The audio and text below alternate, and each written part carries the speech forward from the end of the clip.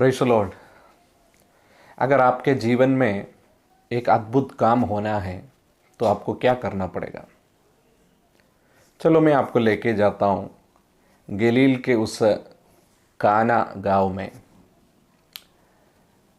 वहाँ एक विवाह हो रहा था। यीशु को और अपने यीशु के चेलों को वहाँ पर इनवाइट किया हुआ था। यीशु का माँ मरियम भी वहाँ पर थी। देखिए, वहाँ पर दाखरस की घटी हुई।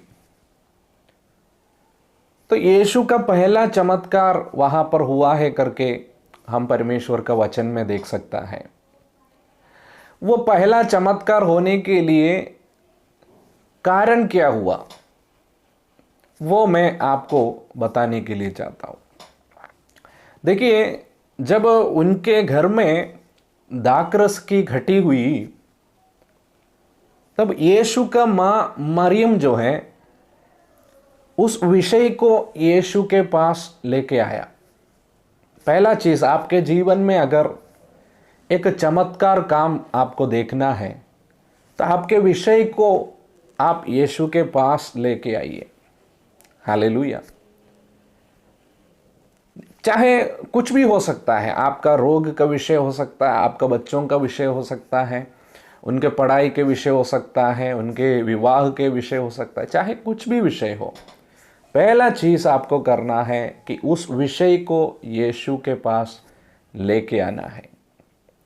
दूसरा, जब यीशु के पास उस विषय को लेके आए, यीशु ने तुरंत वो काम नहीं किया।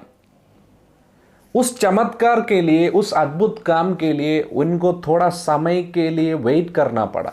यानी यीशु ने कहा कि मेरा समय अभी तक आया नहीं है। जब आप यीशु से या परमेश्वर से एक चमत्कार एक्सपेक्ट करते हो तो परमेश्वर के समय के लिए आपको वेट करना पड़ेगा। तीसरा,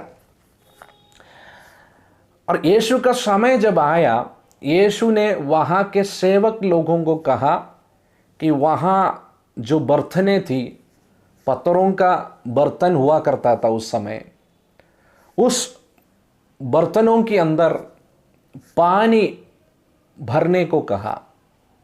तीसरा चीज, आपको आपके जीवन में एक अद्भुत काम देखना है तो यीशु जो कहता है वो एज इट इज ओबे करो, मानो।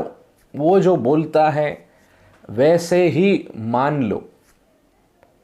जब ये तीनों काम वहां पर हुआ, वहां पर एक अद्भुत कार्य प्रकट हुआ। हालेलुया। उस पानी जो है दाखरस में बदल गया। इस संदेश के द्वारा मैं आपको कहने के लिए चाहता हूं, अगर आप चाहते हैं परमेश्वर आपका जीवन में कुछ काम करे, पहला, एक और बार मैं रिपीट करना चाहता हूं, आपके विषय यीशु के पास लेके आओ। दूसरा, आप परमेश्वर के समय के लिए इंतजार करो। तीसरा, परमेश्वर जो आपसे करने के लिए कहता है उसको मानो और उसको करो। जरूर आपके जीवन में अद्भुत कार्य होगा। God bless you. आमेन।